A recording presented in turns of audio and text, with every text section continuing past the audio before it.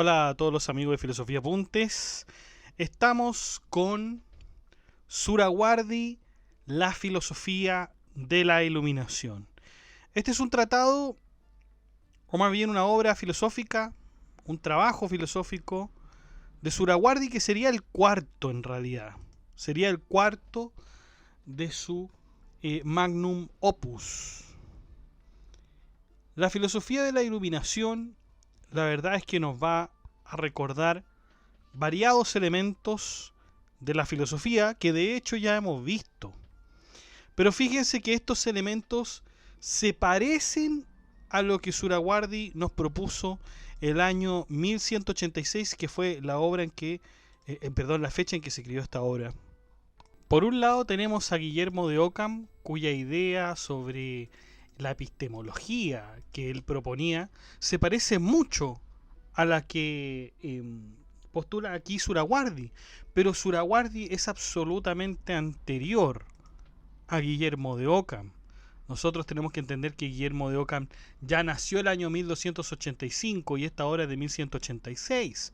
¿Con quién podríamos ubicar con respecto a la filosofía de la iluminación en una línea temporal con Surawardi? Podría ser Roberto de Grosseteste y su tratado también correspondiente a la luz, porque el concepto de luz en Surawardi es sumamente fundamental. No sabemos si Grosseteste tuvo algún contacto con Surawardi o viceversa, no lo sabemos, pero la verdad es que ambas ideas son muy interesantes. Y la filosofía de la iluminación se contrapone a un tipo de filosofía que ya estaba en boga en aquellos años, y la verdad es que ya había estado hace muchos años, hace muchas décadas, siglos, con una influencia enorme que es la influencia de los peripatéticos, es decir, los seguidores de Aristóteles. Como ustedes saben, esta influencia del maestro siguió y siguió y siguió, fue tomando otras formas, pero la verdad es que su sustancia está ahí. Y fíjense que esta filosofía de la iluminación no es en absoluto peripatética. Ustedes van a decir, es platónica entonces. No sé si es absolutamente platónica, pero tiene unos esquemas bastante interesantes. Ahora bien, lamentablemente, para analizar esta obra, muchachos, ustedes saben que en Filosofía Apunte siempre procedemos desde la primera obra hasta la última. Pero la verdad es que no hemos encontrado tres obras fundamentales de Surawardi, que son Intimaciones, Los Opuestos y Senderos y Conversaciones. La verdad es que no pude encontrar esas obras en español, ni en inglés, ni tampoco en idioma árabe. Y bueno, la verdad es que solamente se han encontrado resúmenes, algunas menciones a estas obras que serían obviamente fundamentales para entrar en la filosofía de la iluminación. Pero de todas formas, aunque eso es lo normal, lo corriente y lo ordinario, la verdad es que la filosofía de la iluminación puede ser entendida de todas maneras. Y fíjense que es mucho mejor entendible aquí que muchas otras cosas, porque la filosofía de la iluminación se basa en la lógica. Vamos a ver muchas cosas de lógica obviamente Aristóteles, las figuras y todo eso, pero aquí, o sea, el trabajo de traducción quizás, o quizás la misma capacidad de síntesis de Surawardi, hace que todas estas cosas se lean en realidad con mucha más fluidez. La verdad que aquí, leyendo la filosofía de iluminación de Surawardi, entendí muchas otras cosas de lógicos, como por ejemplo Guillermo de Sherwood, que la verdad es que sus obras son muy difíciles de leer. No sé, reitero, no sé si por temas de traducción o por el mismo autor, pero con Surawardi nos queda, la verdad es que bastante claro. Veamos entonces de qué se trata esta filosofía de la iluminación.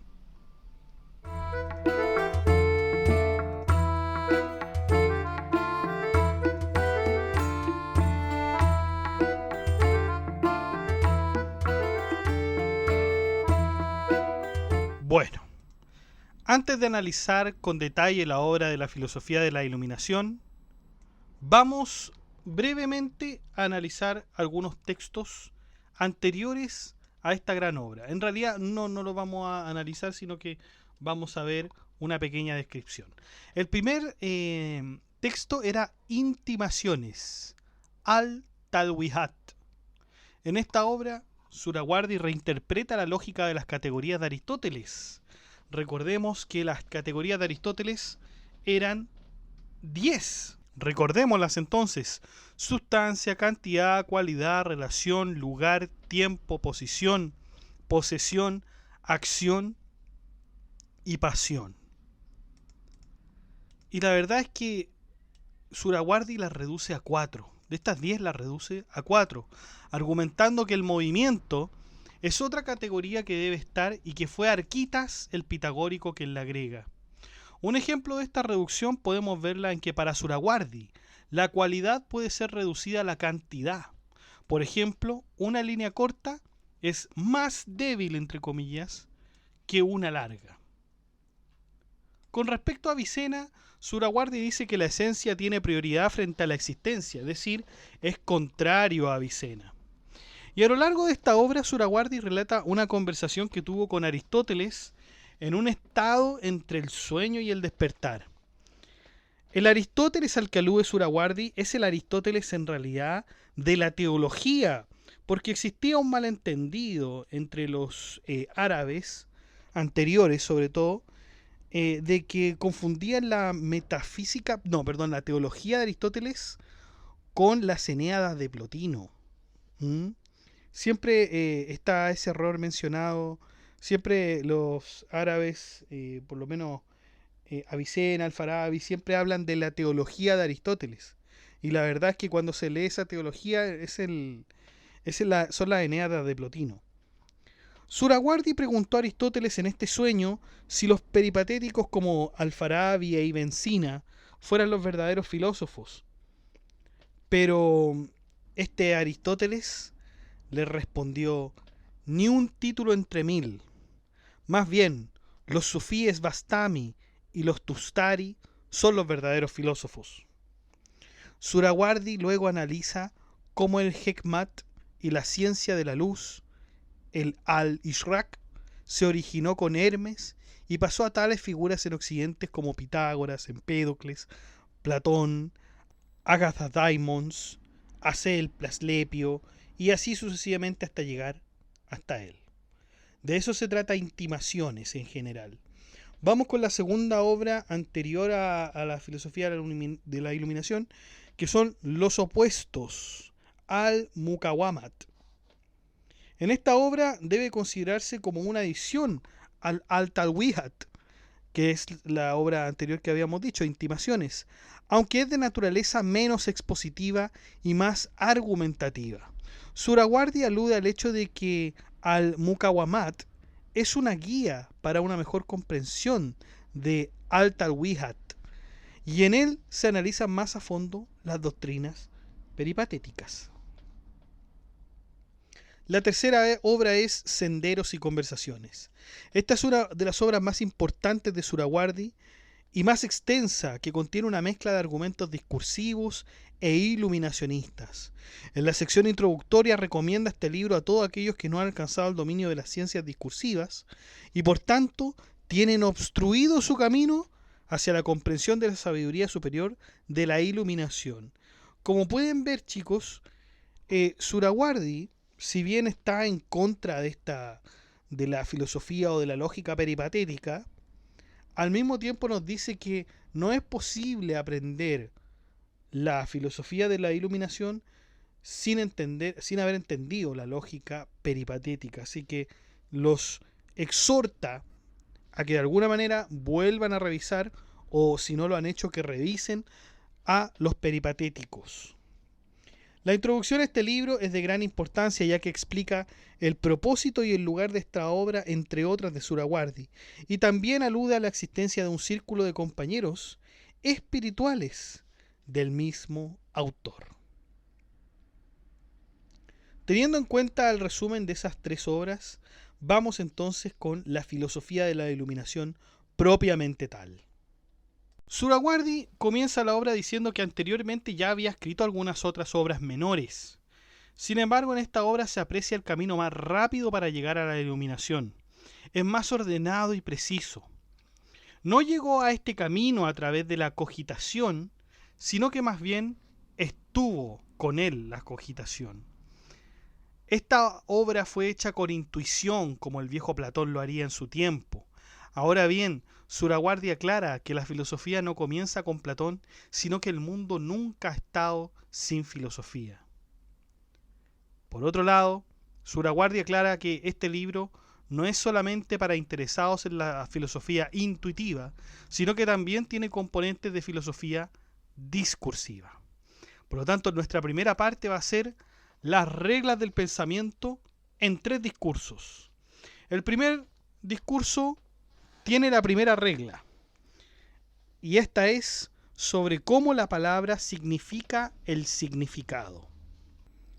Cuando el significado de la palabra se usa en su sentido convencional, a esto se le llama significado intencionado. Su uso para significar parte del significado se llama significado implícito. Su uso para significar un concomitante se llama significado concomitante.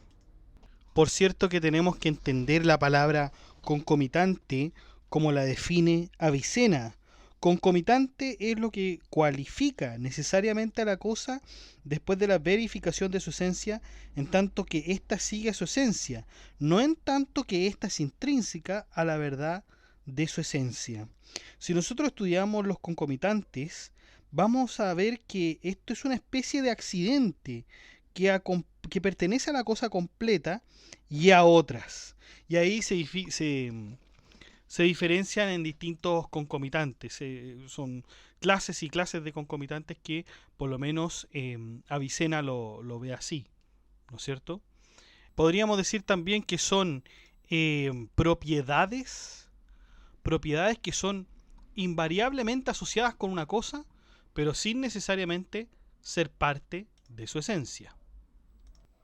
La clasificación intencionada incluye la significación concomitante, porque nada en la existencia es sin concomitantes.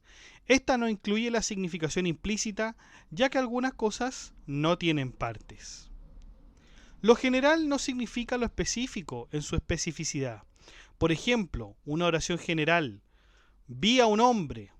De esta oración, vi a un hombre, se podría decir, no vi a un hombre.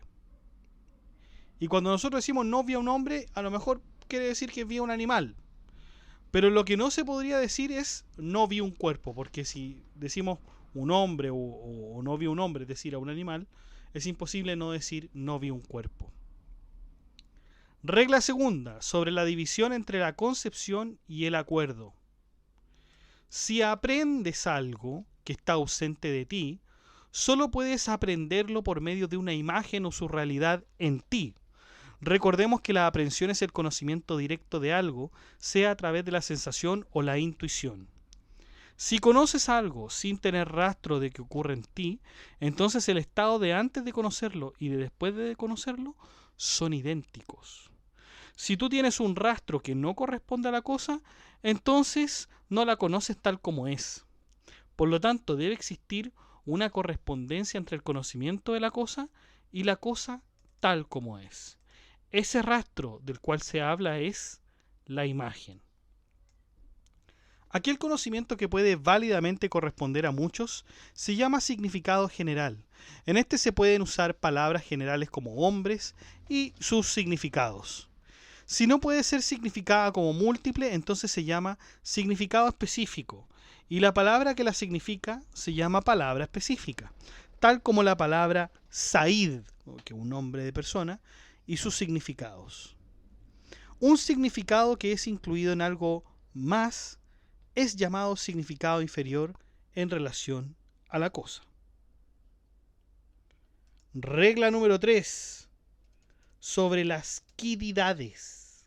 Para efectos de este trabajo, vamos a entender la quididad como lo que una cosa es sin considerar su existencia o no existencia.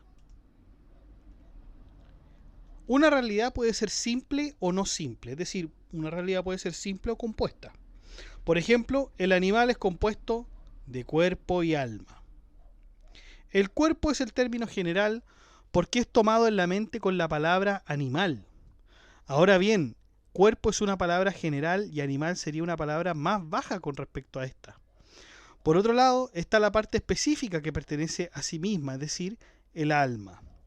El significado específico de la cosa puede ser igual a la cosa, por ejemplo, la risa en el hombre, o puede ser más específica que la cosa, lo masculino en el hombre.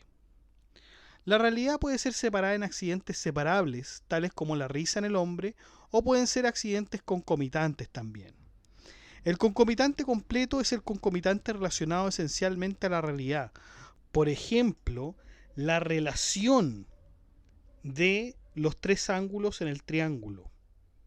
Incluso en la imaginación es imposible evitar este ejemplo.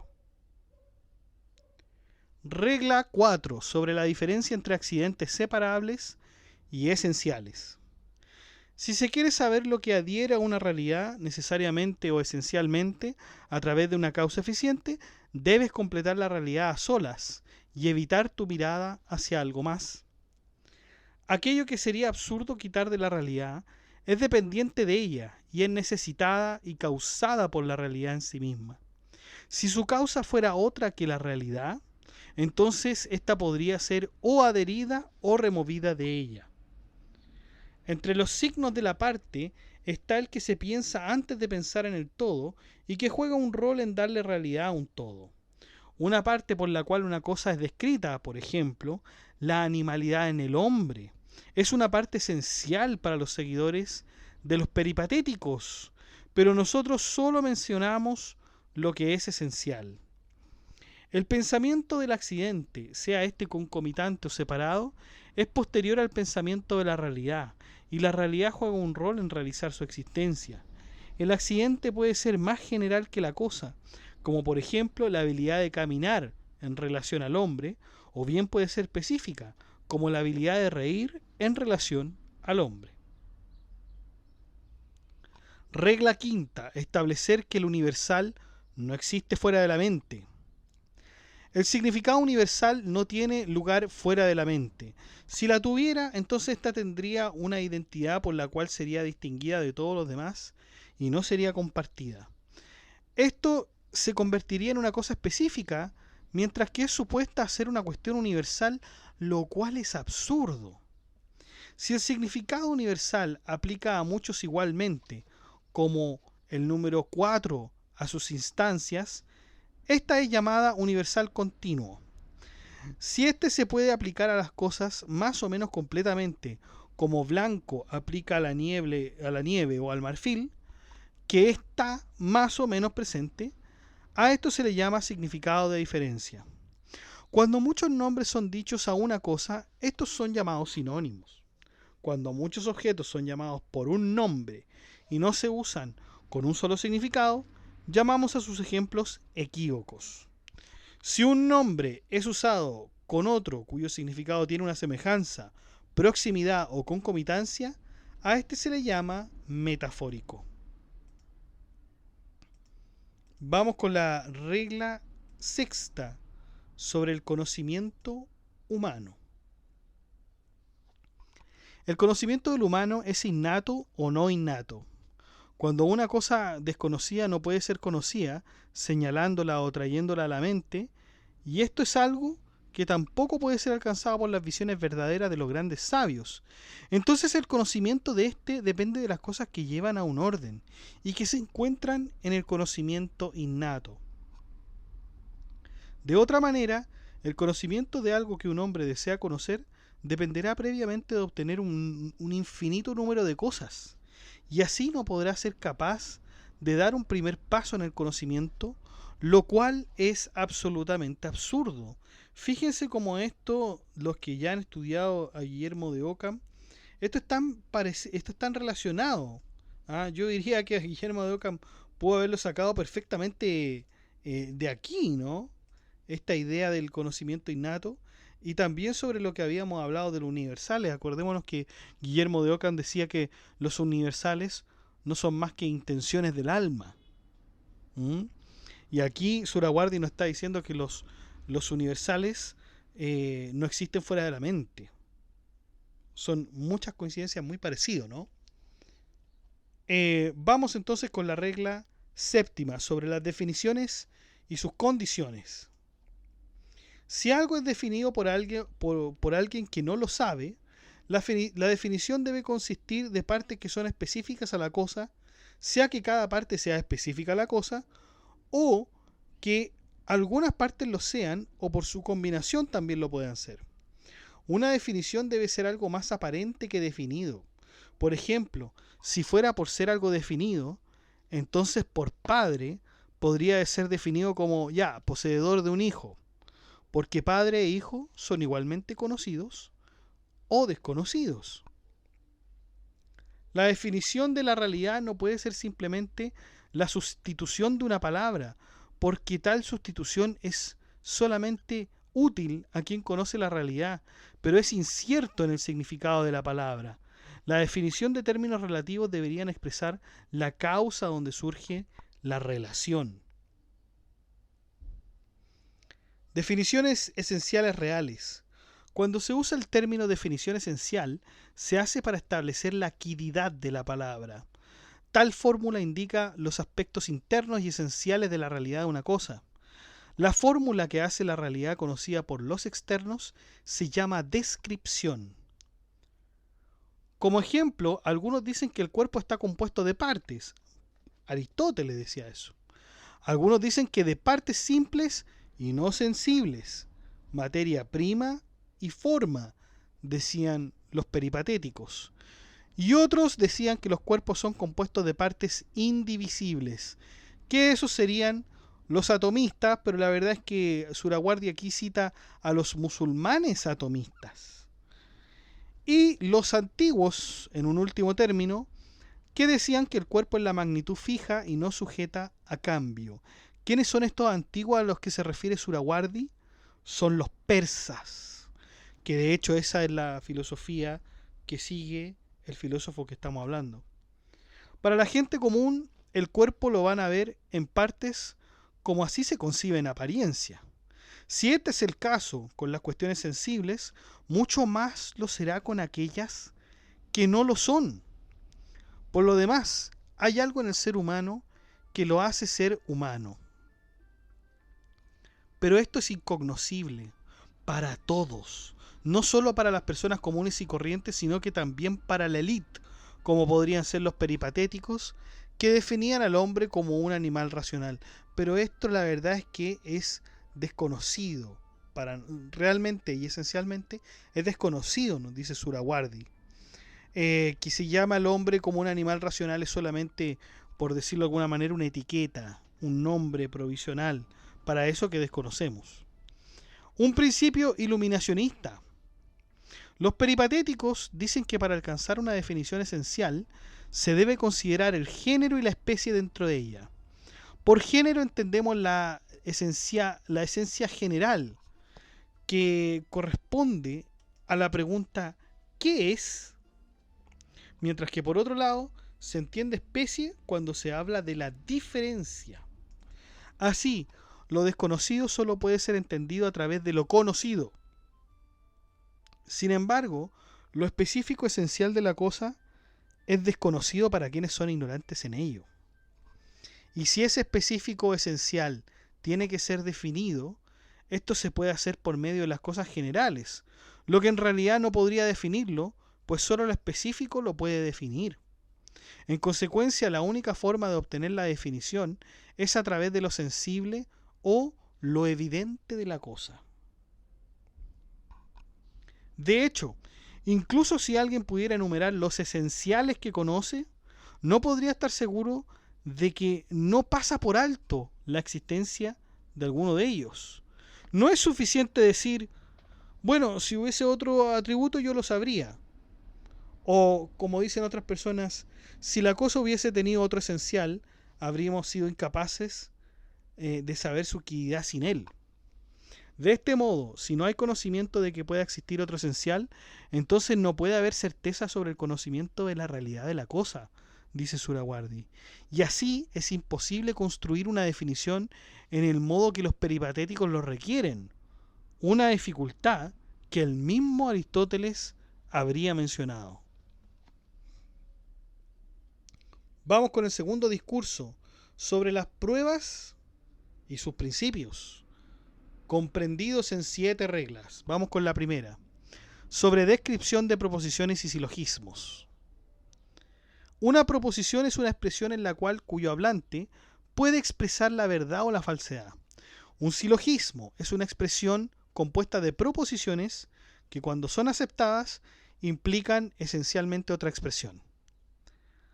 La proposición más simple es la proposición categórica, la cual contiene un juicio en que una de dos cosas es la otra. Por ejemplo, el hombre es un animal. ¿Se dan cuenta cómo dos cosas son la otra? O sea, hombre es animal, animal es hombre. Esto obviamente de un punto de vista bien general, muchachos. La cosa juzgada en este caso es el sujeto y si efectivamente lo es, a esto se le llama entonces predicativo. Una sola proposición es hecha de dos proposiciones cuando una cesa de ser proposición. Si las dos están conectadas por implicación, entonces a esta se le llama proposición compuesta condicional. Por ejemplo, en una primera premisa, el sol está brillando. Bueno, entonces es de día. La parte conectada a la partícula condicional es llamada antecedente y a la parte conectada a la partícula de implicación es llamada consecuente. Para construir un silogismo desde una proposición condicional, tenemos que agregar una proposición categórica que afirme el antecedente e implique el consecuente. Así, la premisa, por ejemplo, el sol está brillando, implica que es de día. Si podemos agregar la contradictoria del consecuente, implicamos la contradictoria del antecedente. Así, no estar de día implica que el sol no está brillando en esa oración. Ahora bien, no podemos construir un silogismo sea por agregar la contradictoria o afirmando el consecuente, porque el consecuente puede ser más general que el antecedente, como cuando se dice, si esto es negro, entonces es un color. La negación y la falsedad de lo más específico no implica la negación y la falsedad de lo más general. Más bien, la afirmación y la verdad de lo más específico implica la afirmación y la verdad de lo más general. Y la negación o falsedad de lo más general implica la negación y falsedad de lo más específico. Cuando la negación entre dos proposiciones categóricas es por alteración, la proposición compuesta es llamada condición disyuntiva.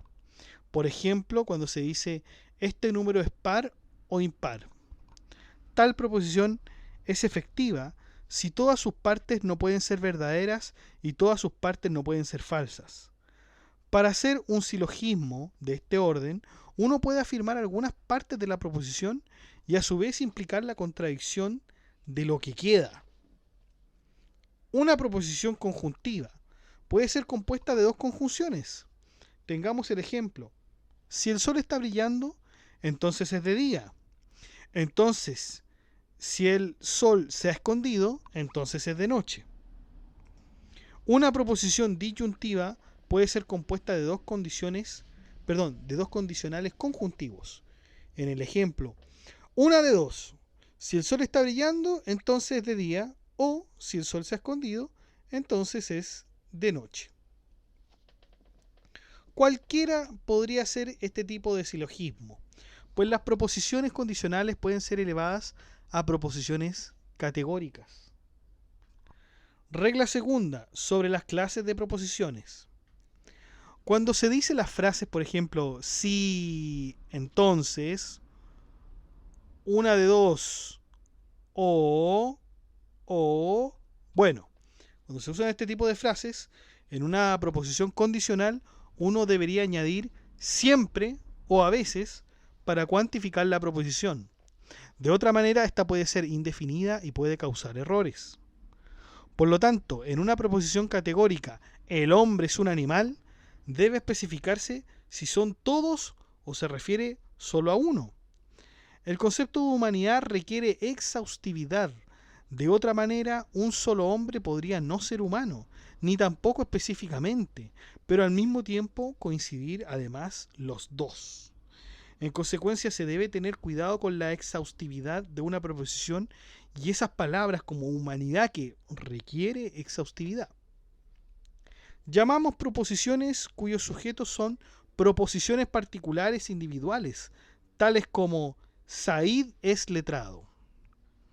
Ejemplo de proposiciones cuyos sujetos son inclusivos y en el cual el juicio aplica a todos los miembros serían, por ejemplo, todos los hombres son animales o ningún hombre es una piedra. Por cada proposición, hay una afirmación y una negación. En otras palabras, una aserción o una negación. Ejemplo de proposiciones donde los sujetos son especificados. Estos podrían, por ejemplo, ser algunos animales son humanos. Los términos que quitan la indeterminación son todos, algunos y términos semejantes, ¿no? Una proposición cuantificada es definida. Llamamos una proposición cuyo juicio es especificado por la palabra algunos. La proposición indefinida existencial.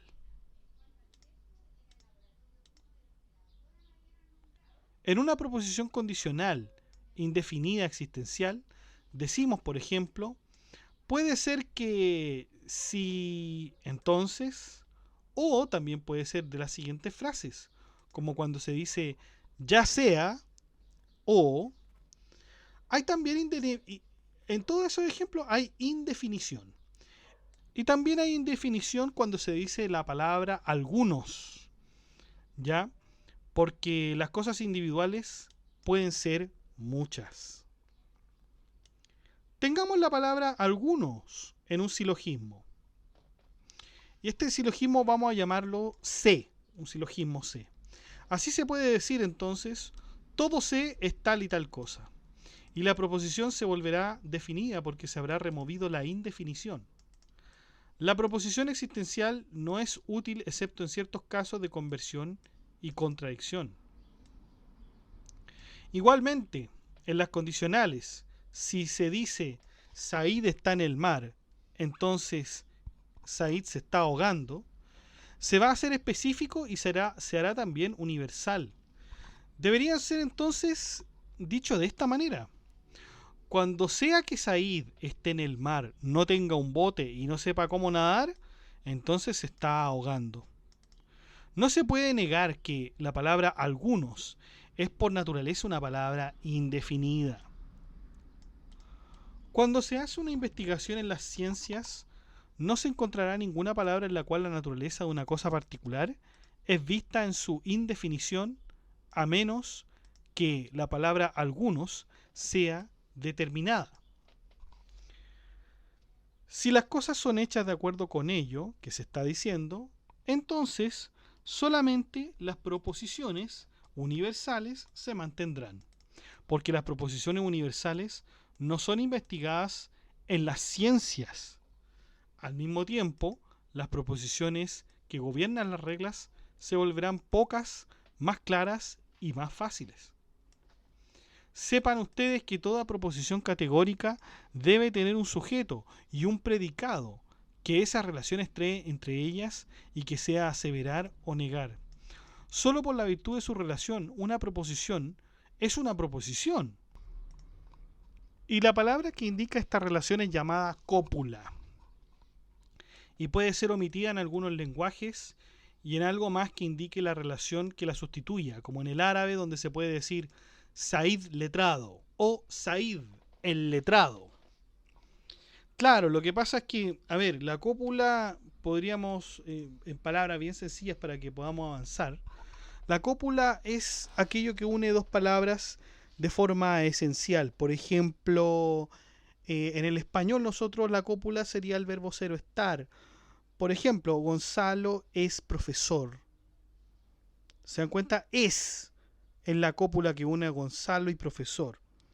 Sin embargo, claro, la cópula en algunos idiomas, como el ruso, por ejemplo, y el árabe en este caso, se pueden omitir.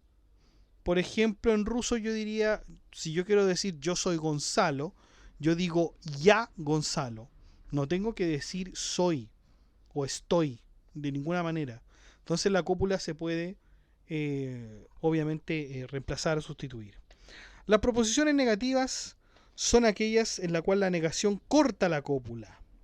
En árabe la negación debe preceder a la cópula o negarla, como cuando se dice Said el no letrado. Nosotros tendríamos que decir Said que no es letrado o Said no es letrado.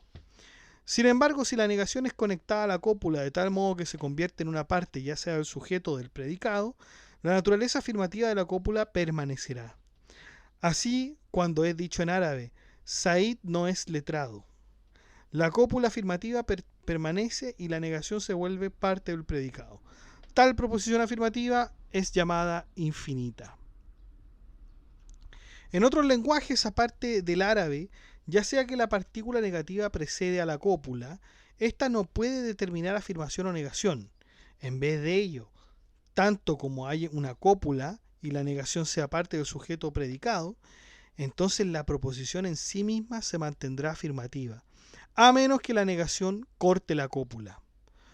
Cuando se dice todos los números que no son pares son impares, entonces la imparidad ha sido afirmada de todos los números descritos como impares, y así la proposición se mantendrá afirmativa. Un juicio afirmativo puede solamente aplicar a algo establecido en la mente. Una proposición afirmativa concierne a algo que existe fuera de la mente y que debe igualmente aplicar a lo que existe fuera de la mente. Por otro lado, si hay más que una negación en una proposición condicional y la relación de implicación o disyunción se mantiene inalterable, entonces la proposición por sí misma será afirmativa. Si una negación es negada, el resultado obviamente será afirmativo. Si se dice no todos los hombres son letrados, sería posible decir entonces algún hombre es letrado, porque la negación aplica a una parte. Vamos con la regla tercera, que habla sobre las modalidades en las proposiciones. La relación del predicado de una proposición categórica a su sujeto debe existir o no existir, o puede ya sea existir o no existir. Un ejemplo del primero es decir, el hombre es animal. Del segundo, por ejemplo, podríamos decir el hombre es piedra. Del tercero, el hombre es letrado. Por posible, la mayoría de las personas quiere decir que no es imposible. Porque cuando ellos dicen no imposible, quieren decir que esto es posible. Y cuando ellos dicen no es posible, quieren decir que es imposible. Sin embargo, este no es nuestro uso, porque lo que no es contingente de acuerdo a este uso puede ser aquello que existe o no existe. Si la necesidad o imposibilidad de algo depende de algo más, y si es así, otra cosa es removida, entonces ni la necesidad ni la imposibilidad se mantienen, y la contingencia está en la cosa misma. El contingente es necesario por virtud de aquello que necesita, y es imposible que la condición de la no existencia de aquello que necesita su existencia. Sabemos que cuando decimos todo C es B, significa que cada una de las cosas descritas por C es descrita por B. Esto porque cuando tú dices todo C es B, entenderás que el concepto de C tiene un significado general. Entonces haces explícito que esto se refiere a los particulares en C, diciendo la palabra cada uno, porque el significado de C no es un todo. Veamos otro ejemplo. Uno puede decir cualquier hombre puede entrar en una casa sola, pero lo que no se puede decir es todos los hombres pueden caber en una sola casa. Cuando, por ejemplo, tú ves una proposición tal como todos los durmientes pueden despertar, te darás cuenta que el significado de todos los durmientes no es aquel que duerme estando dormido, porque en tal caso no es posible imaginar a alguien verdaderamente durmiendo siendo descrito como despierto. Más bien, lo que se quiere es ir a que cada individuo que es descrito como dormido puede dormir y despertar. Igualmente, cuando decimos todo padre es anterior a su hijo, no quiere decir que lo sea tal cual, sino que es descrito como un padre. Además, cuando se dice todas las cosas que se mueven necesariamente cambian, eh, debería saber que todas y cada una de las cosas descritas como movientes no son necesariamente cambiantes a causa de su propia esencia, sino que a causa de su movimiento. Así, su necesidad depende de una condición, y ésta es contingente en sí misma. Por necesario se quiere decir que solamente aquello por lo cual tienen necesidad por su propia esencia. Aquello necesario en la condición de un tiempo-estado que es contingente en sí mismo. Sigamos. Una doctrina iluminacionista sobre la reducción de todas las proposiciones a la afirmativa necesaria. Considerando la contingencia de lo contingente, la imposibilidad de lo imposible, la necesidad de lo necesario, son todas necesarias. Es mejor hacer los modos de las partes de la necesidad, la contingencia y la imposibilidad en el predicado, y así la proposición se volverá necesaria en todas sus circunstancias. Entonces se podría decir, necesariamente todos los humanos son contingentemente letrados, necesariamente animales e imposiblemente piedras. Tales proposiciones son llamadas definidamente necesarias. La imposibilidad y la contingencia son las cosas que se investigan en este tipo de ciencias. No podemos hacer un juicio definido o final, excepto cuando consideramos una cosa como necesaria. Incluso si algo es verdadero, a veces se usa siempre la proposición necesaria definida. En tal caso, por ejemplo, cuando se dice respirar alguna vez, sería correcto decir todos los hombres necesariamente respiran alguna vez. Que los hombres necesariamente respiren alguna vez sería siempre un atributo de los hombres.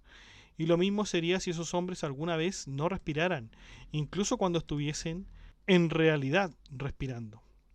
Ahora bien, esto es diferente de ser letrado. Mientras el letrado es necesariamente contingente, no es necesario que sea actualizado alguna vez. Si la proposición es necesaria, el modo de la cópula es suficiente para nosotros. Por ejemplo, todos los hombres son definidamente animales.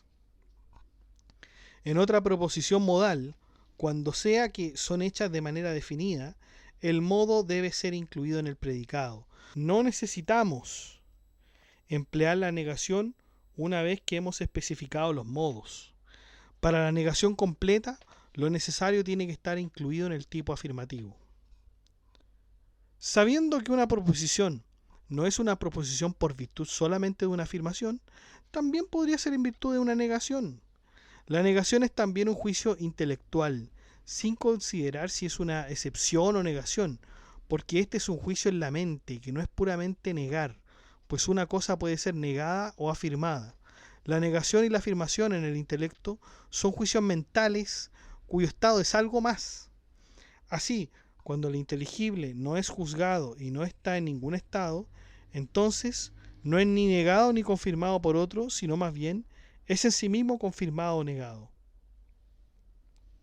Cuando el modo de una proposición no es especificado, entonces esto se mantiene en un modo indefinido, y así se causarán muchos errores. Se debería abstenerse de usar modales indefinidos, así como también se debería abstenerse de usar una proposición en la cual la cantidad del sujeto es indefinida.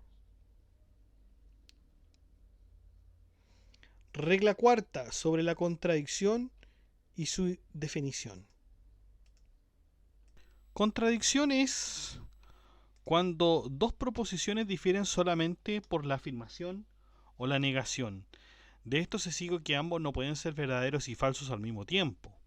El sujeto, el predicado, la relación y las modalidades no deben diferir en ambas proposiciones.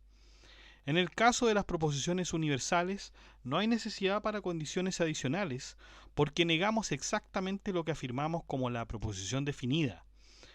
Por ejemplo, toda A necesariamente es contingentemente B, cuya contradicción es toda A no necesariamente es contingentemente B. Ahora, cuando lo universal es negado, algún particular es ciertamente negado, pero otros pueden ser afirmados. Cuando una proposición negativa universal es negada, se sigue que algún particular es afirmado, pero que también algún particular es negado. La proposición que es específica a un particular no tiene contradictorio con el particular. Las oraciones como algún animal es humano o no es el caso que algún animal es humano no son correctas porque la proposición existencial es indefinida en concepción. El particular que es humano puede no ser particular que no es humano. Sin embargo, si especificamos el particular y le damos un nombre, entonces será el mismo que mencionamos. Regla quinta sobre la conversión. La conversión consiste en hacer el sujeto el predicado y el predicado del sujeto. Mientras se mantiene la misma calidad en términos de verdad o falsedad misma de la proposición. Se sabe que cuando se dice todos los hombres son animales, no sería correcto decir todos los animales son hombres. Lo mismo es verdadero en cada proposición cuyo objeto es más específico que su predicado, pero al menos lo siguiente es verdadero. Supongamos que algo es descrito como siendo A y es descrito como siendo B. Dejemos que esto sea C. Entonces B debe ser descrito como A y de este modo C será descrito como A o B. Cuando decimos necesariamente todos los hombres son contingentemente letrados, su conversión será necesariamente algo que es contingentemente letrado es un hombre. Ahora, los otros modos, además de la contingencia, también se mueven con el predicado cuando éste es convertido.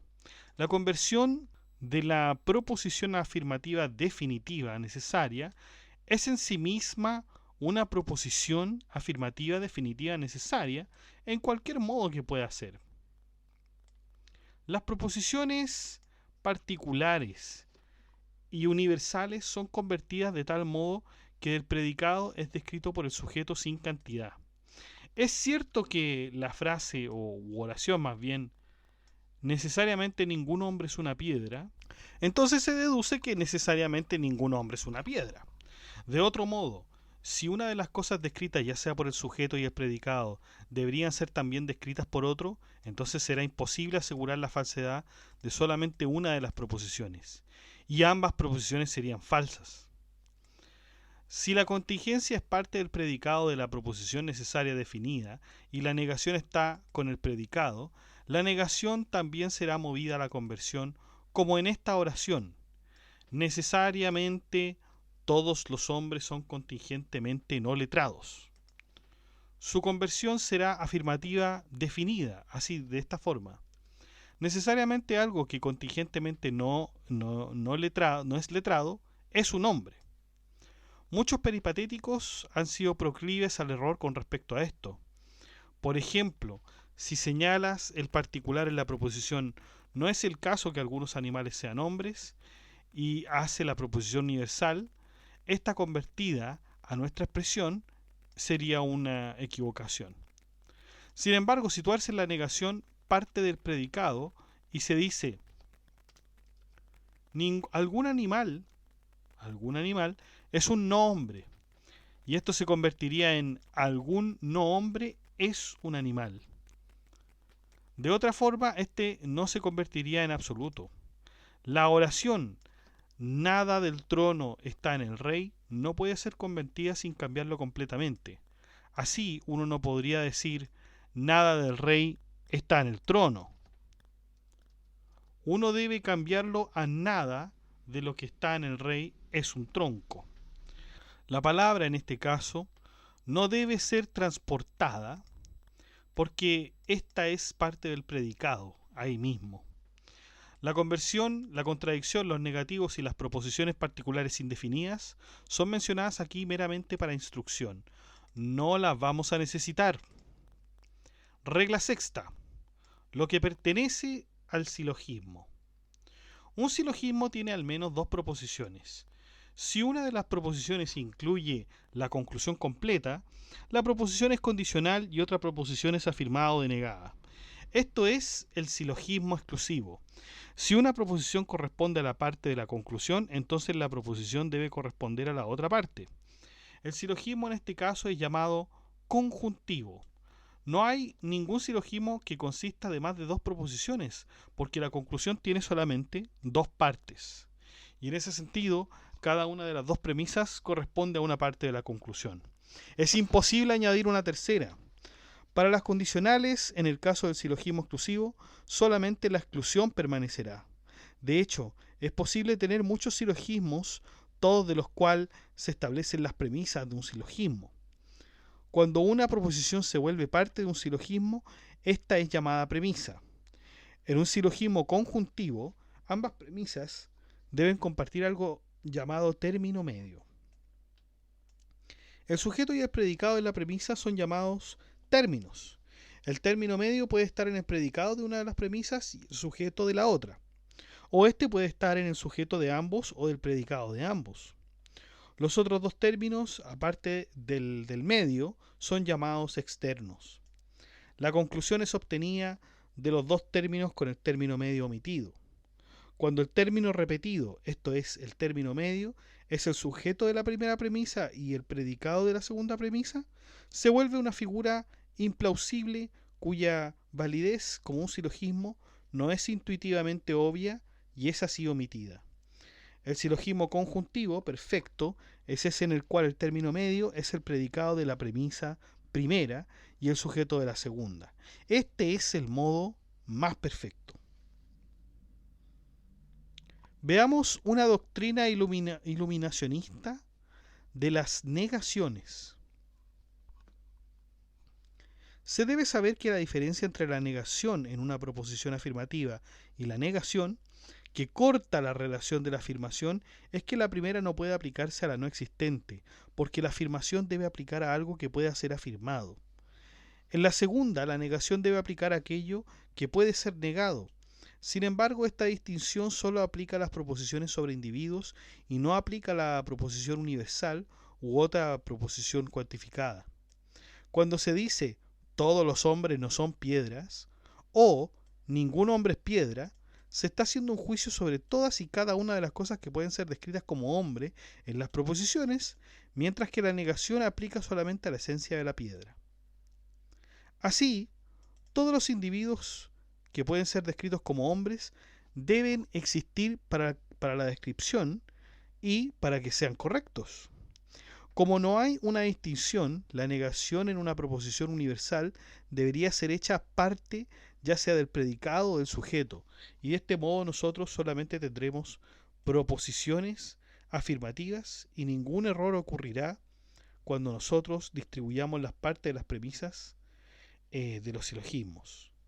De hecho, la negación no juega un rol en la construcción de una proposición negativa, porque esto es parte de la aseveración y esa parte de la proposición afirmativa.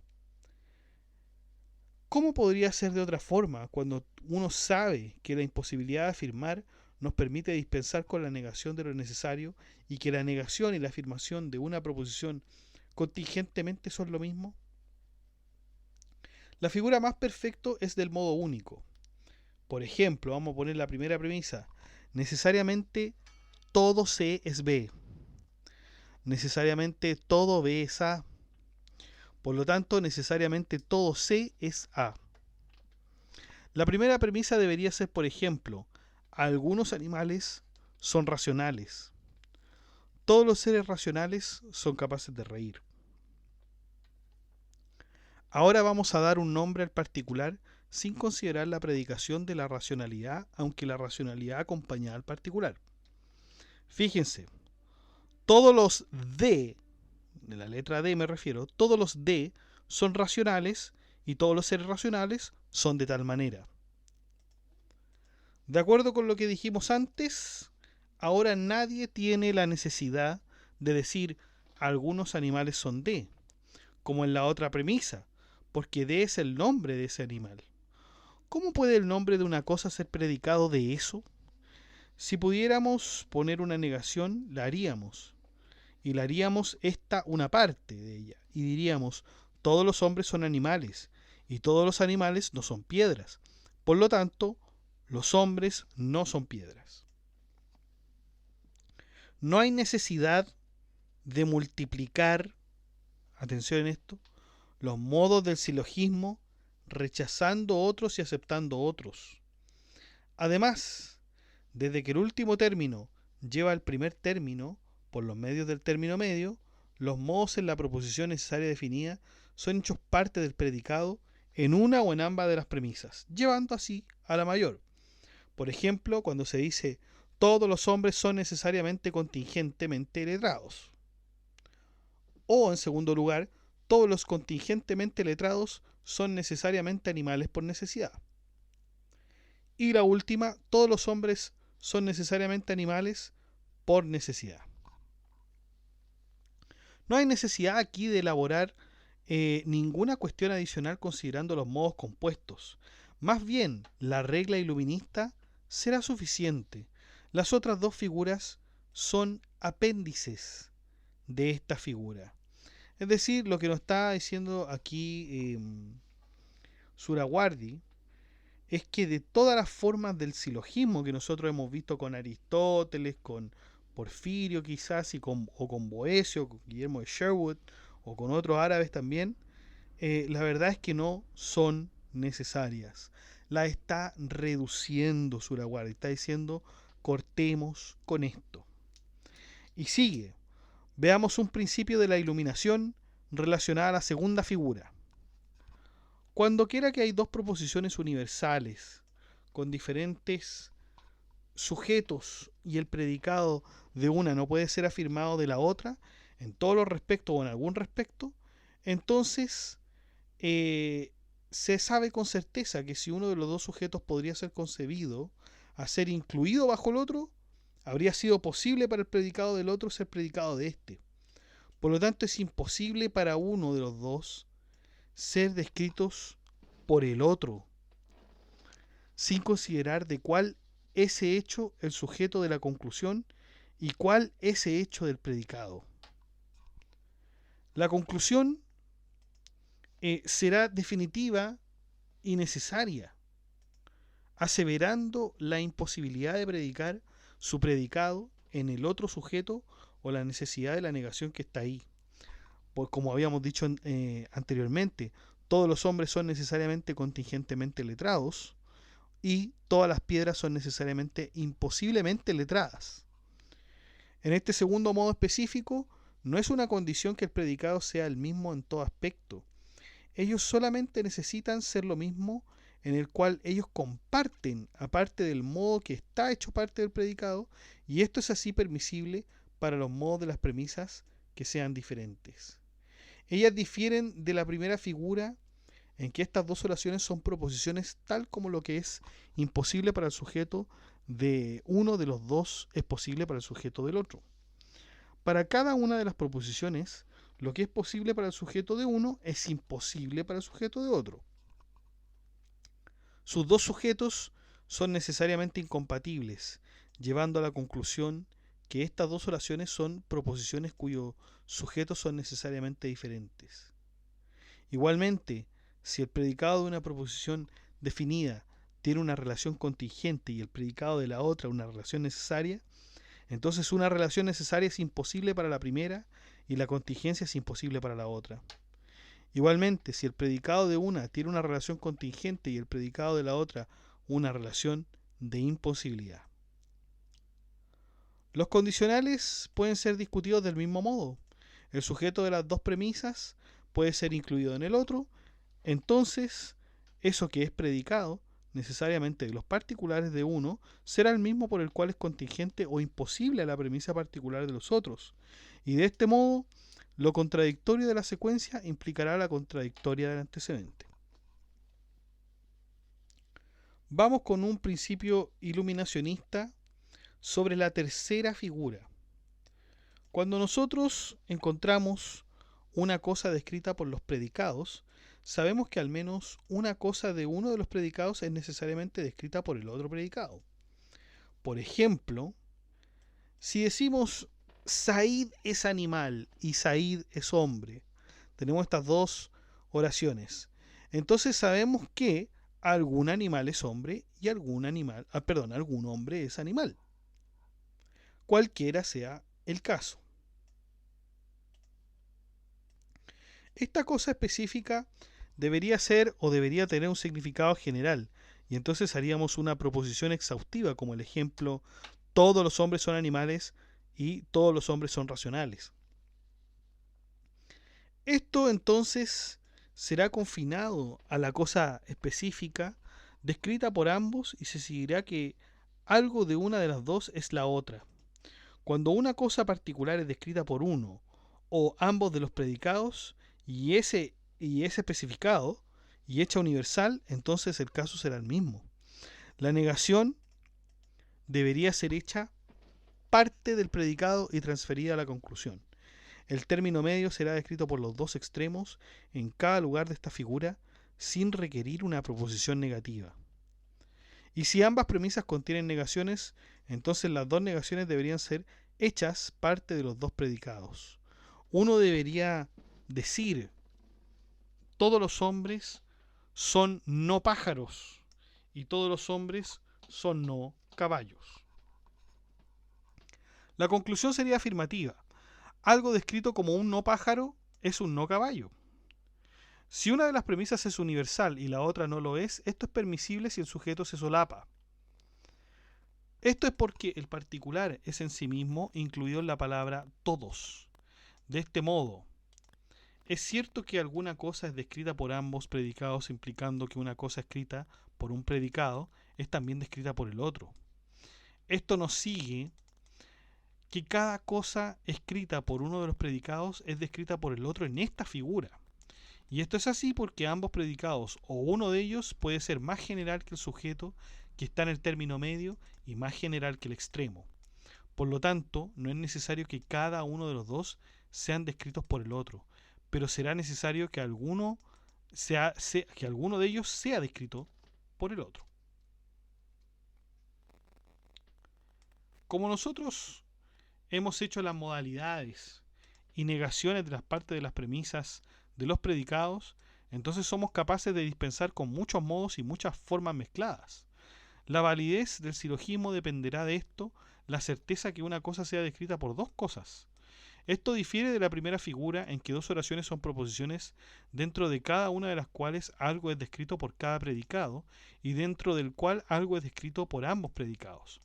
Por lo tanto, un individual descrito por un predicado es algo descrito por el otro. Vamos entonces con una sección sobre los condicionales.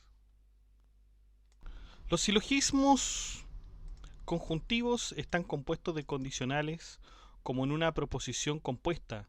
Por ejemplo, cuando quiera que el sol se haya levantado, entonces de día, y cuando quiera que sea de día, las estrellas están escondidas. Un silogismo puede ser compuesto de una proposición categórica y condicional. El término puede ser en el consecuente y la categoría en la premisa mayor, como por ejemplo cuando se dice si todo C es B, entonces todo E es D, pero todo E es A. La conclusión será una proposición condicional compuesta cuyo antecedente será el antecedente menor del silogismo en sí mismo y su consecuente será el resultado de la combinación del consecuente y la categórica. Como por ejemplo cuando se dice si todo C es B, entonces todo E es A. Vamos con esta conocida sección sobre la reducción al absurdo. El silogismo que muestra la verdad de la conclusión por medio de probar la falsedad de su contradicción es llamado reducción al absurdo. Es compuesto de dos silogismos, uno categórico y otro exclusivo. Como por ejemplo cuando se dice si es falso que ningún C es B, entonces algunos C son B y todos los B son A. Si la premisa es verdadera, entonces la conclusión será si es falso que ningún C es B, entonces algún C es A. Si uno quisiera, puede decirse que estas son proposiciones universales, haciendo universal la contradicción de la conclusión deseada, la cual es la consecuente de la condicional. Luego, la contradicción del consecuente será excluida y de esta manera la contradicción del antecedente será el resultado, el cual es: si no es falso que ningún C es B, en realidad sería entonces verdadero. En la reducción al absurdo es claro que una conclusión absurda no puede ser inferida de premisas verdaderas o de su combinación. La contrariedad de la conclusión deseada implica justamente ese absurdo. La reducción al absurdo, muchachos, ya se pudo observar desde la antigua Grecia con las discusiones que tenía Platón, por ejemplo, los diálogos, Aristóteles e incluso antes, con Genófanes, Euclides de Alejandría, etc. Vamos con la regla séptima sobre los silogismos demostrativos. En las verdaderas ciencias, solo la demostración es usada. La demostración es un silogismo compuesto de premisas conocidas con la certeza. Las premisas que nosotros conocemos como ciertas pueden ser primarias, queriendo decir que son aquellas que aseveran lo que es dado meramente por concebir sus términos y cuya verdad nadie puede negar después de que los términos han sido entendidos. Un ejemplo de ello es que el todo es más grande que la parte. Dos cosas iguales son lo mismo. El blanco y el negro no pueden ser dichos de la misma cosa en el mismo tiempo y lugar. Las premisas percibidas pueden ser conocidas a través de nuestro sentido interior y exterior. Estas pueden incluir información sensorial, como el sol brillante o el conocimiento que se tiene del deseo y la ira. Tales premisas percibidas no son probatorias para alguien más que no ha tenido la misma aprehensión. Las premisas también pueden ser intuitivas. De acuerdo a los principios iluministas, las premisas intuitivas son de muchos tipos. Las primeras son las premisas empíricas, cosas observadas con tal frecuencia, tienen certeza y pueden construir una seguridad que podría no ocurrir por casualidad. Por ejemplo, el juicio de que ser golpeado con un palo es doloroso. Esta conclusión no se llega por inducción, porque la inducción es una conclusión sobre una base universal en sus muchos particulares. Como la inducción es una expresión para este juicio, entonces sabemos que nuestro juicio de que el hombre no vivirá si su cabeza es cortada es solamente una conclusión en relación a la base universal de muchos particulares que están actualmente encontrados, porque uno no puede observar el todo. La inducción puede llevar a la certidumbre si hay solamente una especie, como se mencionó anteriormente, pero debería ser de especies diferentes, por lo tanto la inducción puede no ser certera. El juicio de que todos los animales mueven su mandíbula inferior cuando comen, la cual es una inducción basada en lo que se observa, puede ser falsa porque es posible que tú no hayas observado otro ejemplo diferente a lo que has observado. Por ejemplo, un cocodrilo. El segundo tipo de premisa intuitiva es la premisa tradicional. Esta es una proposición de la cual un hombre puede alcanzar la certeza y a causa de la gran frecuencia de testimonios de esta, si la cosa observada en sí misma es contingente y el hombre en sí mismo está seguro entonces que no hay colusión. La certeza en sí misma es la evidencia de que el número de testimonios es suficiente. No depende de nosotros instalar el número fijo de cantidades, porque la certeza con frecuencia se obtiene de un número pequeño. Las asociaciones tienen algo que ver con todo esto. Un hombre adquiere una intuición por los medios de las asociaciones. Las intuiciones no son prueba para alguien más, porque él no tiene la misma cosa que el otro obtiene por medio de la intuición. Con frecuencia, la facultad estimativa de un hombre hace un juicio sobre algo que resulta ser falso, tal como la negación del alma, del intelecto y la existencia del vacío. Se puede asistir al intelecto proveyéndole premisas que impliquen su conversión, donde el intelecto aceptará aquello que había rechazado. Sin embargo, el juicio estimativo que contradice la razón es falso, y la razón nunca afirma aquello por lo cual una contradicción con algo más haya sido deducido. Las premisas generalmente aceptadas no son siempre conocidas innatamente. Algunas de ellas pueden ser probadas, tales como el juicio de que la ignorancia es aborrecible, mientras que otras son falsas. Una premisa primaria puede también ser generalmente aceptada. Otras proposiciones que pueden ser usadas como premisas son aquellas que son aceptadas de alguien de quien uno sostiene una gran opinión. Algunas premisas no llevan a aseverar, pero afectan los sentimientos. Estas son las llamadas imaginativas, tales como el juicio de que la miel es la más amarga e induce al vómito. Otras proposiciones engañan a las personas y las inducen a dudas para crear creencias en una falsedad. La demostración solamente se usa en las premisas conocidas con certeza. Son premisas que son conocidas de forma innata o basadas en premisas innatas anteriores en un silogismo válido.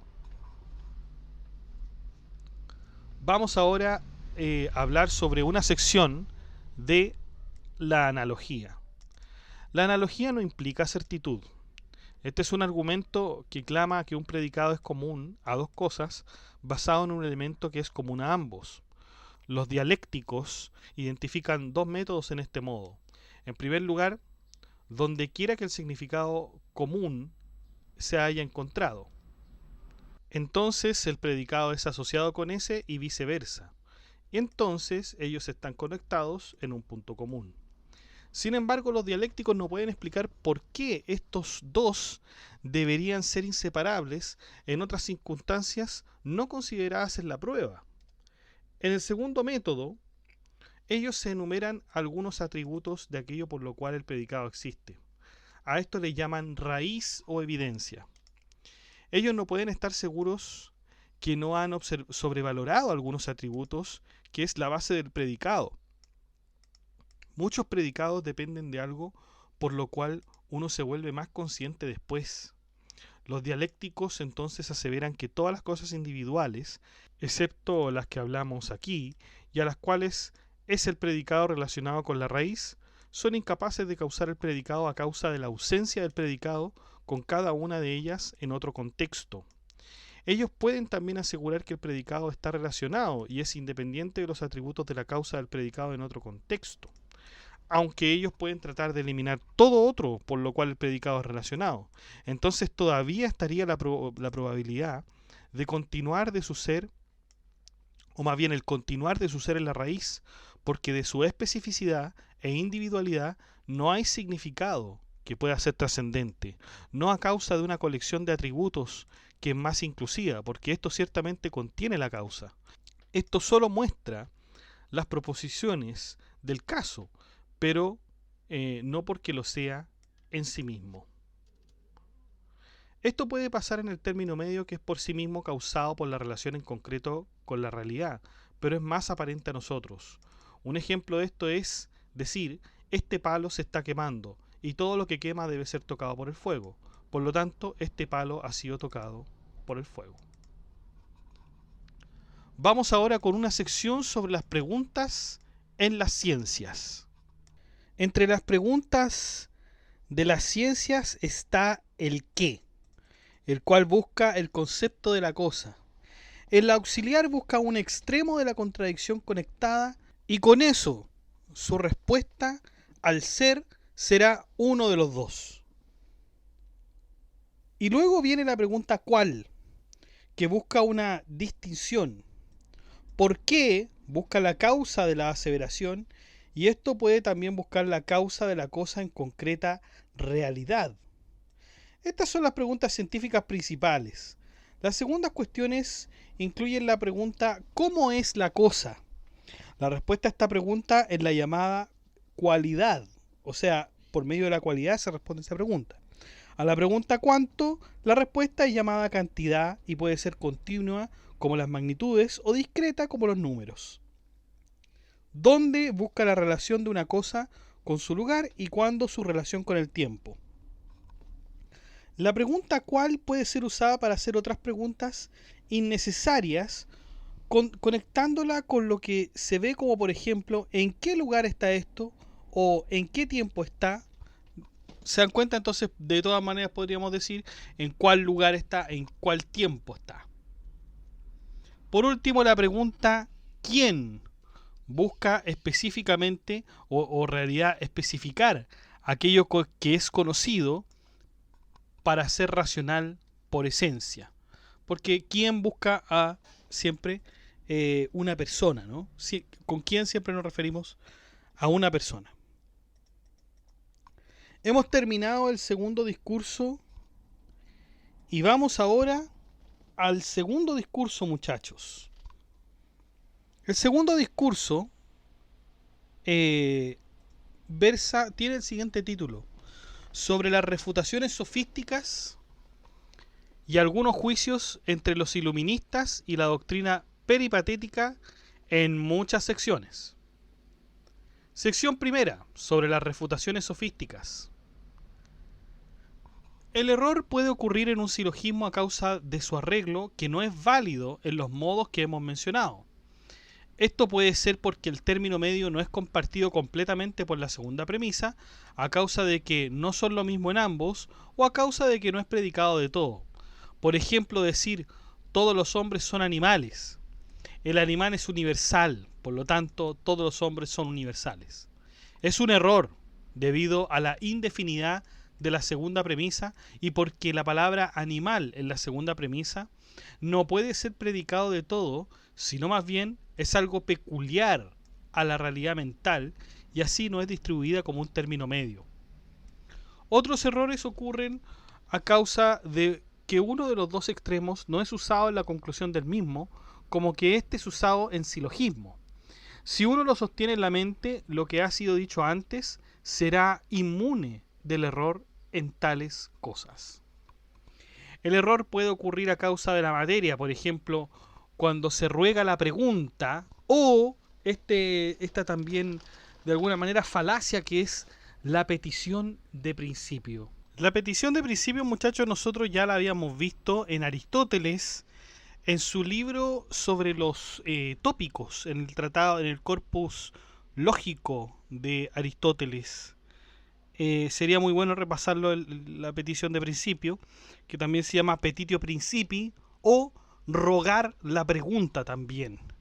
Y es un intento de respaldar un reclamo con una premisa que en sí misma reafirma o presupone el reclamo.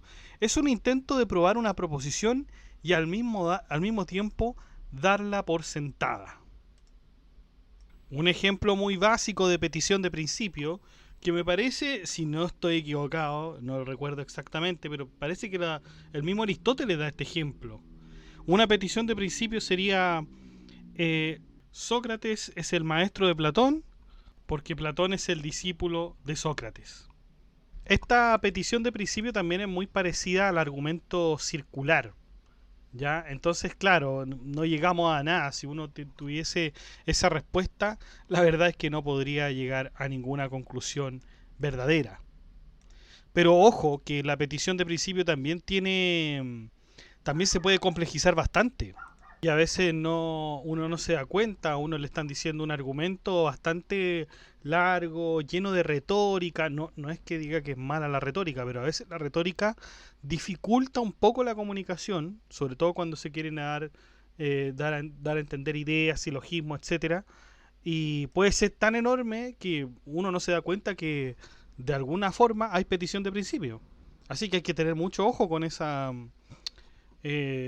falacia de petición de principio. Bueno, es aquella en la que la conclusión es puesta en silogismo, pero en diferentes palabras. La premisa puede ser menos conocida que la conclusión o similar a esta. De este modo, la conclusión probada por la premisa puede igualmente bien probarse en la premisa. La premisa puede ser falsa porque los errores semánticos en el uso de partículas o sustantivos o formas ambiguas son posibles de suceder.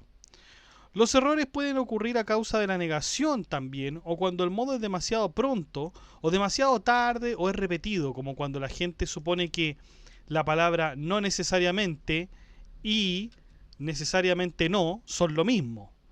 Este es un error a causa de que el primero es cierto de la contingencia de la cosa, mientras que el segundo no lo es. Igualmente cuando se dice lo siguiente, no se sigue que no sería lo mismo que se sigue que no. Aquello que no es contingente puede ser necesario, ya sea en su existencia o en su no existencia. Esto es diferente de algo que es contingentemente no existente, a causa de que tal cosa es también contingentemente existente. Si por contingencia se quiere decir aquello que no es imposible, contingencia general, el afirmativo no puede ser convertido en negativo ni en negativo puede convertirse en un afirmativo. Si uno hace las partículas negativas, que son parte de los sujetos, o el predicado, como lo mencionamos anteriormente, no usen una partícula separada y reduzcan las proposiciones a las afirmativas cuando sea posible. Entonces ahí no se tendrá que multiplicar las negaciones y los compuestos verbales y estarás a salvo de estar en una falacia. Las negaciones de hecho causan muchos errores. Los errores también pueden ocurrir a causa de la cuantificación, como cuando la palabra algo es usada en vez de ese algo de cuantificación que requiere a una parte verdadera, o cuando cualquiera o todos o todo son usados de forma intercambiable. Los errores pueden ocurrir también a causa de la conversión inválida, como cuando uno incluye que todos los colores son negros porque todos los negros son colores.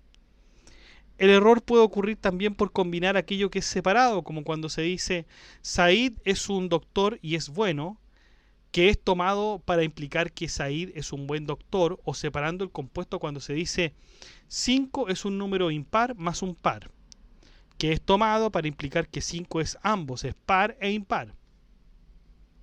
Los errores también pueden ocurrir cuando alguien piensa que una de las dos concomitantes es la otra, o que uno de ellos es la causa de la otra, tal como las facultades del ser capaz de reír y el ser letrado, sin considerar que la sola conexión entre los concomitantes es alguna asociación.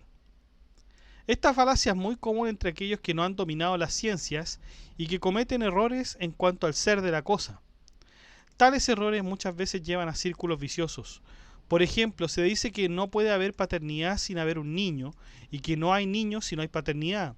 Por lo tanto, cada cosa depende de la otra y ya sea de forma incluso circular. Esto es erróneo a causa de que estas son simultáneas, una dependencia imposible que solamente ocurriría si cada uno de ellos existe a causa del otro, lo cual implicaría que cada uno de ellos fue anterior al otro y así anterior a sí mismo. Un erudito ha imaginado que no hay cosas que pueden ser concebidas tales como la necesidad con respecto al otro. Esto está refutado por la existencia de los pares correlativos, en la cual la existencia de cada una de las dos cosas es inconcebible sin la otra.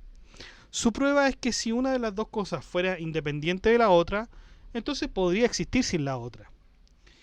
Si cada uno de los dos determina en algún modo la existencia de la otra, entonces será anterior a aquello que determine, pero no será equivalente. Así como el posterior es imposible, entonces no se puede esperar construir una prueba de ello. Su prueba se relaciona tanto a la existencia concreta como al marco relativo y a la necesidad de su ser. Sin embargo, con frecuencia excluye los pares correlativos de su regla, la cual es la falacia de establecer una regla por alguna prueba y entonces excluir de la regla, sin prueba, algo cuya relación a prueba es la misma, como algo incluido bajo la misma prueba. Nuestro propósito en refutar esta doctrina es guiar, no refutar por medio de que pueden haber dos falacias en una sola prueba. El investigador debería estar consciente de la posibilidad de que dos cosas pueden tener un rol en la existencia de la otra, algo inconcebible a menos que ellas sean correlativas. Este no es el caso de que si algo tiene un rol en la existencia de otro, esto es anterior a eso o causa de eso absolutamente, ni es tal cosa un rol de condición de acompañamiento necesario. Los errores pueden ocurrir cuando un concomitante específico de una cosa es tomado como un ser universal, para establecer algo común entre muchas cosas, como cuando se dice el negro reúne la visión porque este es un color. Y luego se dice lo mismo de lo blanco. Los errores pueden ocurrir también cuando lo real es tomado hacia lo potencial, o viceversa. Cuando algo esencial es tomado a ser accidental o viceversa, o cuando los seres de la razón y los predicados intelectuales son tomados para ser concretos. El uso del método de prioridad igual puede también llevar a errores cuando esto es aplicado a diferentes especies, como cuando se dice considerando que tanto los hombres y los pescados son similares en ser animales, los hombres no respiran por necesidad más que los pescados. ¿Ya? Esto, por cierto, que es un error. Estos métodos pueden llevar a error cuando es aplicado al reino de la casualidad, como cuando se dice Said y Amir son igualmente altos y como ambos son humanos, entonces ninguno puede ser más alto que el otro. Dentro de las especies singulares en las cuales los individuos difieren por perfección y eficiencia, este tipo de argumentos no es aplicable, porque un individual puede en sí mismo valer más que algo debido a su propia perfección. Vamos con la sección 2, sobre algunas reglas y soluciones a los problemas. Puede ser pensado que la premisa mayor segunda nos permite dispensarla con la primera premisa. Incluso aunque nosotros sepamos que cada par es par, por ejemplo, lo que está dentro de las mangas de Said no es específicamente o en realidad incluida la proposición hasta que se es sabido que esto es un par a través de nuestro juicio en donde este es el caso. Nosotros solo podemos saber qué es un par a través de otro conocimiento, porque el aspecto de especificidad no es idéntico con el aspecto de generalidad. Este error es debido a una confusión entre la potencia y el acto, porque el sujeto de la primera premisa es potencialmente incluida en el sujeto de la segunda premisa. Una muy conocida falacia es preguntar ¿cómo tú sabes aquella cosa desconocida de la cual has aprendido y que has en realidad visto? Implicando que tú debes ser todavía ignorante o que el conocimiento ya existe, así permitiendo reconocerlo. Este error es también debido a la vaguedad sobre la existencia y los modos, porque si lo que es visto y desconocido en todo aspecto, no podría ser visto en ningún respecto. Más bien, esto debe ser conocido en algún respecto y desconocido en otro respecto, que puede ser especificado por lo que nosotros conocemos. Esto se aplica no solamente a las proposiciones y aseveraciones. Por ejemplo, cuando nosotros preguntamos ¿es el universal contingente? Estamos buscando nada más que un juicio específico para estos conceptos. Por otro lado, cuando alguien escucha un nombre que se le da a una cosa, se intenta buscar su significado y se responde que esto corresponde a tal y tal cosa y les corresponde tal y tal significado. Pero esto no quiere decir que se obtenga el conocimiento de la cosa solo por escuchar que esto es lo que se ha visto. Igualmente, esto sucede cuando alguien concibe de una cosa a través de uno de sus concomitantes y que no lo ha visto realmente, que puede estar en duda sobre sus atributos incluso después de ser descrito. Supongamos entonces para todo este ejemplo que alguien sabe por certeza que un ave llamada fénix existe, pero que no ha sido vista y se busca conocer específicamente a esta ave. La persona solamente sabrá los atributos generales de dicho pájaro, que éste vuela, por ejemplo, y solamente a través de muchas personas que cuenten los otros atributos de esta ave llamada fénix y que diga que son tal y tal y que pueden ser conocidos, de ahí podemos decir que los atributos mencionados por alguien lo describen y que esto pertenece a lo que se busca y nada más. Una regla sobre lo que constituye la cosa. La existencia de una cosa puede tener constituyentes contradictorios y alternantes, pero la quiridad de la cosa no puede ser concebida por estos constituyentes contradictorios y alternantes, porque la quiridad sería cambiante con cada uno de ellos. Para entender cómo la la sustitución de un constituyente es posible, uno debe primero darse cuenta que este no es un constituyente de la esencia. Uno debe ser cuidadoso al recordar que la causa no implica que todas las cosas son tomadas como causas diferentes, de tal modo que la entidad general no excluya la casualidad de lo que es otro. Así, no sería válido reclamar que esto implique multiplicidad de la causa. Una regla sobre la regla universal. Sabemos que la universalidad de una cosa establece que algo es el predicado de algo más. Puede ser probada en contra por una sola instancia donde esa segunda cosa esté ausente. La universalidad de una ley que establezca la imposibilidad de que algo sea predicado de algo más es probada por la existencia de esa cosa en un caso único. Así, si alguien asevera que todo C es necesariamente B, pero encuentra un solo C el cual es B, entonces la universalidad de la regla es probada en contra. Sin embargo, si alguien asevera que cualquiera C puede ser B y no puede ser probado en contra, ni por la existencia ni por la ausencia de instancias, entonces se debería decir que algún universal es contingentemente verdadero de otro universal. Cuando quiera una naturaleza simple tener un género mental, es posible para el género en la mente ser esa naturaleza o una parte correspondiente a ella, tanto como el género se ha hecho específico por la diferencia de una de las dos naturalezas. Por ejemplo, ser un color puede por naturaleza significar blanco o negro. Sin embargo, esto no es concebible en la realidad concreta, porque no hay una cosa concreta que sea un color sin la especificación de blanco o negro. Por lo tanto, lo que es posible para el universal color no es posible para ninguno de los colores. Vamos con la sección 3 sobre los juicios iluminacionistas en ciertos puntos. Si algo tiene existencia fuera de la mente, es subsistente en algo más y completamente difuso en ella. A esto llamamos un estado, que no es subsistente en ella y es enteramente difuso. Entonces a eso le llamamos sustancia. En la definición del estado no necesitamos especificar que no es parte de ello, porque la parte no es difusa en el todo. Además, ser un color, sustancialidad y las cosas semejantes no son parte de acuerdo a los principios iluminacionistas. Entonces no se necesita especificar o preocuparse de esto. En consecuencia, las nociones de la sustancia son significados y estados generales. Cuando un estado está en locus, este necesita, por virtud de ser un estado, ser difuso a través del locus. Necesita durar tanto como el estado dure, y es inconcebible que el estado pueda ser autosubsistente o pudiera moverse a través de otros locus.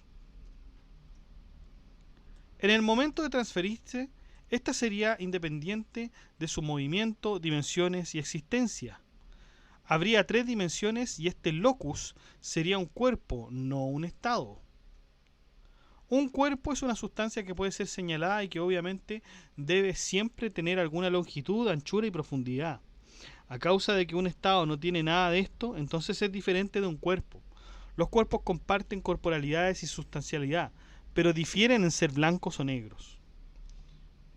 Una cosa puede ser necesaria o contingente. Las contingentes son aquellas que no tienen razones suficientes por sí mismas para existir, más que ser no existentes, pero cuya razón suficiente es algo más. La razón suficiente para su existencia es la presencia de su causa, y la razón suficiente para su no existencia es la no existencia de su causa. Esto es ya imposible o necesario por otro, entonces su existencia o su no existencia es contingente. Si su existencia se hace necesaria, su no existencia sería imposible. Ya ahí no habría nunca nada contingente. Aquello que es dependiente en algo más no existe cuando otro es no existente. Por otro lado, por causa, queremos decir aquello que cuya existencia inmediatamente y sin concebir retrasos necesita la existencia de algo más. Las condiciones y remoción de impedimentos también entran dentro de la causa, porque si el impedimento no es removido, la existencia de la causa seguirá contingente en relación a aquello que fue asumido a ser su causa. Si la relación del impedimento a la causa forma parte de la contingencia sin alcanzar la condición de razón suficiente, no puede haber relación de causa y efecto. Esto no quiere decir que la no existencia haga algo, solamente significa que la no existencia entra en la casualidad y en el sentido que cuando la mente considera la necesidad del efecto, ésta no puede hacer esto sin considerar la no existencia del impedimento. La causa tiene una propiedad intelectual, pero no una prioridad temporal sobre el efecto. Ellos pueden ser simultáneos en el tiempo, como cuando se dice que algo se está quebrando o está siendo quebrado, pero aún podríamos decir, el que quebró eso, entonces se quebró, y no lo opuesto. Vamos ahora con un juicio sobre los seres de la razón. Existencia es usado como un significado único y también como un concepto único, como por ejemplo puede ser negro y sustancia o puede ser hombre y caballo. Este es un significado inteligible más general que cualquiera de estos, como son los conceptos de equidad tomados absolutamente y de la realidad o más absolutamente. Nosotros decimos que estos predicados son puramente intelectuales. Pensémoslo. Si existencia fuera una expresión para negrura, esto no podría aplicar con el mismo significado a la negrura, a la blancura y a la sustancia. Si fuera considerado hacer un significado más general que la sustancialidad, entonces este sería subsistencia en la sustancia o independiente en sí misma. Si esta fuera independiente en sí misma, entonces la sustancia no podría ser descrita, porque la relación de la sustancia sería la misma como su relación a todo lo demás.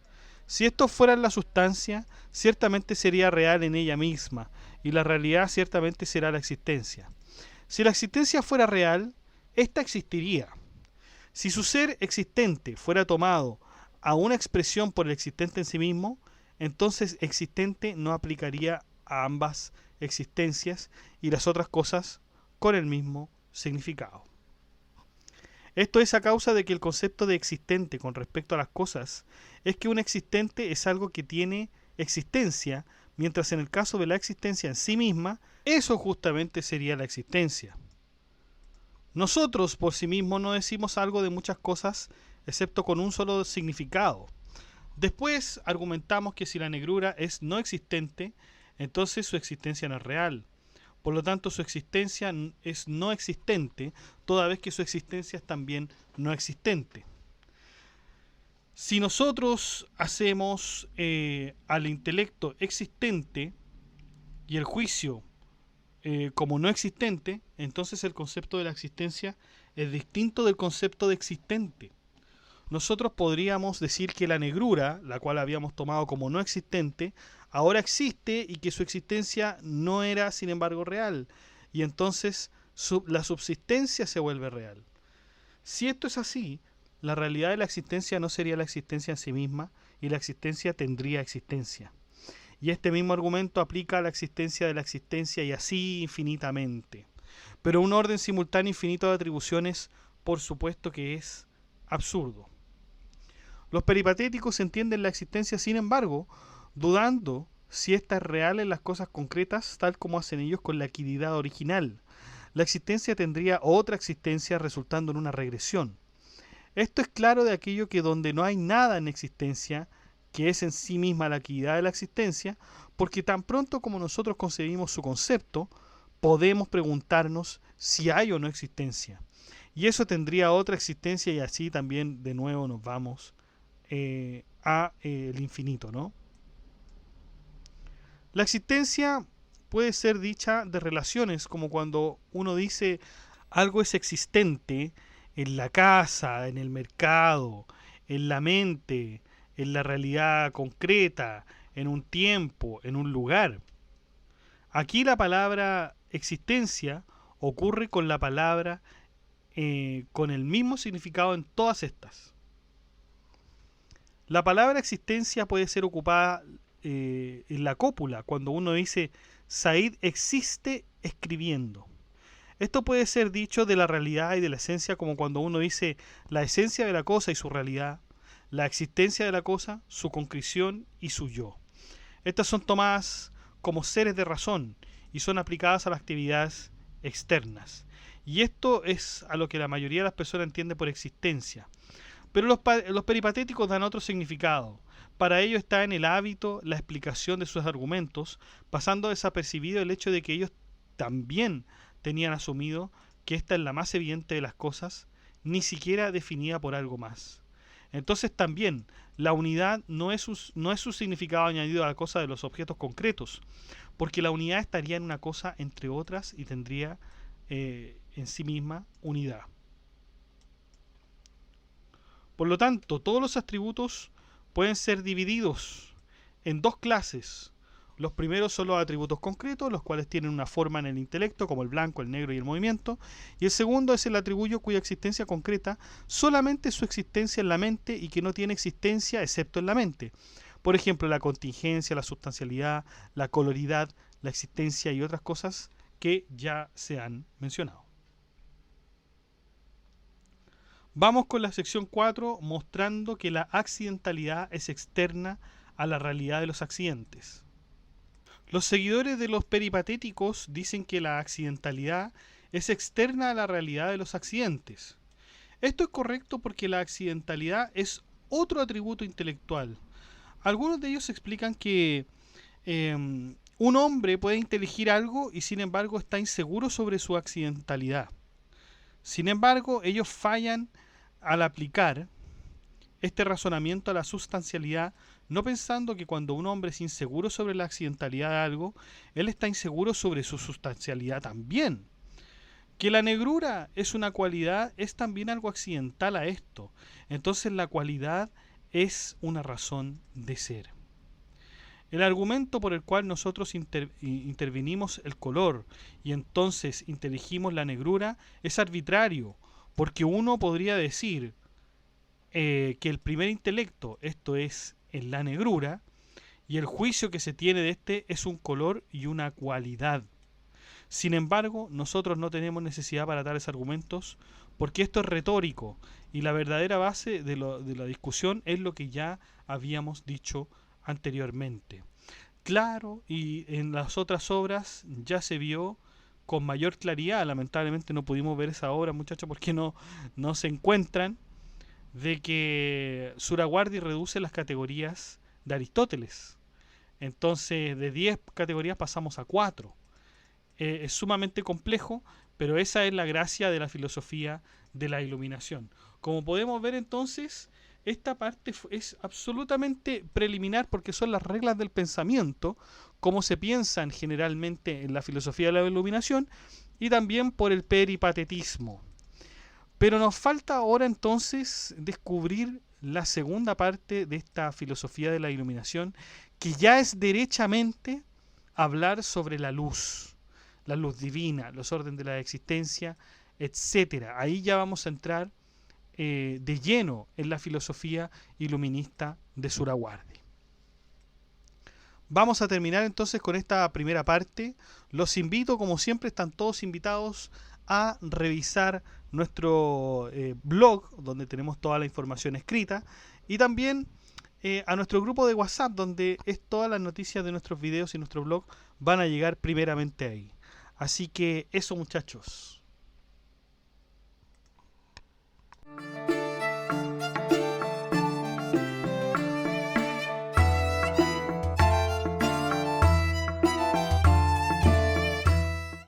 Bueno, chicos, eso ha sido todo. Muchas gracias por escuchar este podcast. Si le ha gustado, dé like, comente, comparta, suscríbase, acceda al blog que está en la descripción del video, haga soporte en PayPal o en Patreon. Saludamos a nuestros mecenas romanos que son Abstract Panicker y Ricardo, que colaboran con este proyecto de Filosofía Apuntes mensualmente. Un abrazo, chicos. Un gusto que estén acá. Y también saludamos a nuestro mecenas medieval, que es Gab Welther, que también colabora con una membresía un poco más alta que los mecenas romanos y que ya se ha mantenido en el tiempo apoyando este proyecto educativo. Muchas gracias, Gab Welther. Un abrazo. Y usted también puede ser colaborador en Filosofía Apuntes inscribiéndose en las membresías que aparecen en el botón unirse de cada video. Usted presiona el botón unirse, van a aparecer 4 membresías con distintos precios y usted puede elegir el que mejor le convenga. Si no le acomoda ninguno de esos precios, de todas maneras usted puede colaborar con Filosofía Apuntes haciendo clic en el botón gracias y poner la suma que a usted más le acomode. Que estén muy bien, cuídense, chao.